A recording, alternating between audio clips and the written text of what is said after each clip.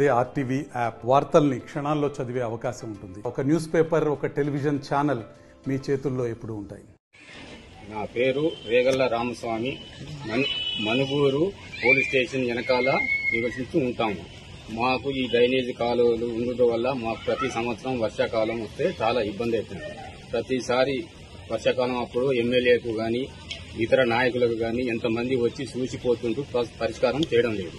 తాత్కాలిక పరిష్కారమే చేస్తామంటుండ్రు, అది కూడా చేయడం లేదు.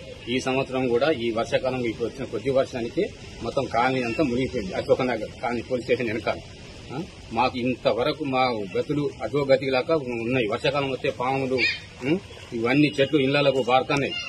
కాబట్టి దీని మీద తగిన చర్యలు ఏ నాయకులు సరైన శ్రద్ధ తీసుకుంటలేరు. కాబట్టి మీరు ఈ సంవత్సరంలో ఏ నాయకులు మారినా ఎవరు వచ్చినా మా పరిస్థితి ఇంతే ఉన్నది. ప్రతి సంవత్సరం వర్షాకాలం వచ్చిందంటే మేము అరిచేతిలో ప్రాణం పెట్టి బ్రతకాల్సి వస్తుంది ఈ ఏరియాలో. కనీసం ఇప్పుడైనా మా మొర ఇని మమ్మల్ని మా ఈ రోడ్డు ఆలకించి మా ఈ రోడ్డు బాగు చేయగలరని మనవి చేస్తాను. నమస్తే అండి, నా పేరు సంతోష్ కుమార్. మేము మనుగురు వాస్తవ్యులం. పోలీస్ క్వార్టర్స్ వెనకాల లైన్ అశోక్ నగర్ వర్షం పడితే మాకు నిద్ర ఉండదండి. ప్రతి చోట విష జ్వరాలు, విషపాములు, విష సర్పాలు ప్రతి చోట. చిన్నపిల్లలు తిరుగుతున్న ప్రతి స్కూల్కి వెళ్లాలన్నా, వృద్ధులు బయటికి వెళ్లాలన్నా మేము వేరే ప్రపంచం, మేము మనుగురులో ఉంటున్నామా వేరే చోట ఉంటున్నామా అర్థం కావట్లేదండి. మేము చెరువులో ఉంటున్నట్టే మా పరిస్థితి ఉందండి. చెరువులో ఉన్నట్టే ఏ అధికారికి వినతి పత్రం ఇచ్చినా, ఏ ప్రజాప్రతినిధిని అడిగినా కానీ పట్టించుకున్న నాదుగా లేదండి ఇంతవాటికి. గత 8 సంవత్సరాలుగా నేను ప్రతి వినతి పత్రం, ప్రతి కార్యాలయంలో వినతి పత్రం ఇచ్చాను, ప్రతి ప్రజాప్రతినిధిని ప్రశ్నించానండి. ఏదో తాత్కాలిక చర్యలు తీసుకుంటున్నారు కానీ నామమాత్రమే, కానీ శాశ్వత పరిష్కారం ఇంతవరకు ఎరగదండి మా గల్లీ.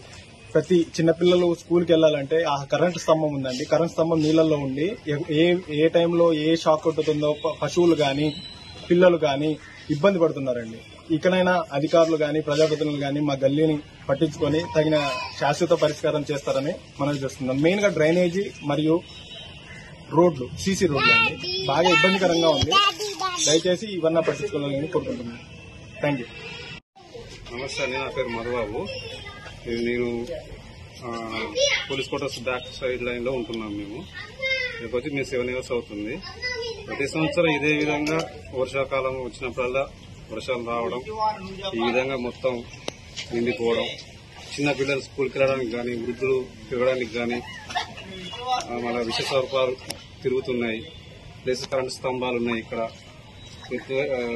వాటర్ ప్రాబ్లం బాగుంది. ఇక్కడ డ్రైనేజ్ కూడా సరిగా లేదు.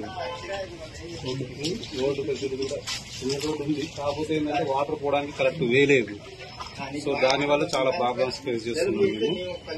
కొద్దిగా దయచేసి అధికారులందరూ నాకు తగిన పరిష్కారం చూపాల్సిందే కోరుకుంటున్నాం. మరిన్ని వీడియోస్ కోసం ఛానల్ ని సబ్స్క్రైబ్ చేయండి. లేటెస్ట్ అప్డేట్స్ కోసం వాట్సాప్ ఛానల్ ని ఫాలో చేయండి. అండ్ లింక్ డిస్క్రిప్షన్ లో ఉంది.